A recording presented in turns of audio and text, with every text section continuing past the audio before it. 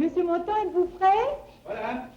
Voilà. C'est votre tour maintenant. Toujours tiré à quatre épingles, le sourire dans la voix, Michel Tisser illumine le téléviseur de millions de Canadiens pendant près de 15 ans.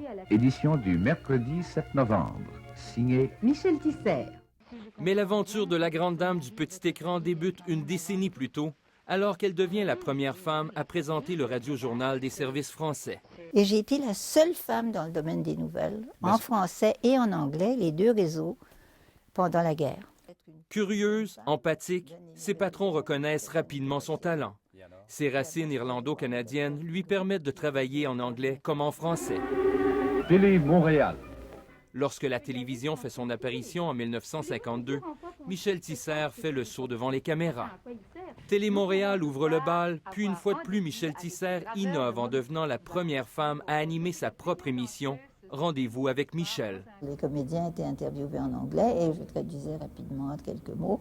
Ensuite, on passait à un truc français, puis je traduisais rapidement quelques mots d'anglais.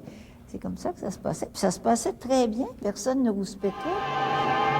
Et voici votre hôtesse, Michel Tisser. Mais l'émission phare qui marque sa carrière est Music Hall. Pendant 5 ans, tous les dimanches soirs, elle fait ombrage au Ed Sullivan Show.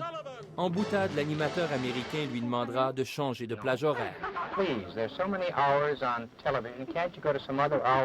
Dans les années 60, Michel Tisser co-anime avec Wilfrid Lemoine, aujourd'hui, la première grande émission quotidienne d'affaires publiques qui traite de sujets chauds. Moi, je pense que la télévision a eu beaucoup à voir avec la Révolution tranquille, l'ouverture d'esprit des Québécois. Puis au début des années 70, Michel Tisser amorce une nouvelle carrière en traduction et travaille avec son mari, l'éditeur Pierre Tisser.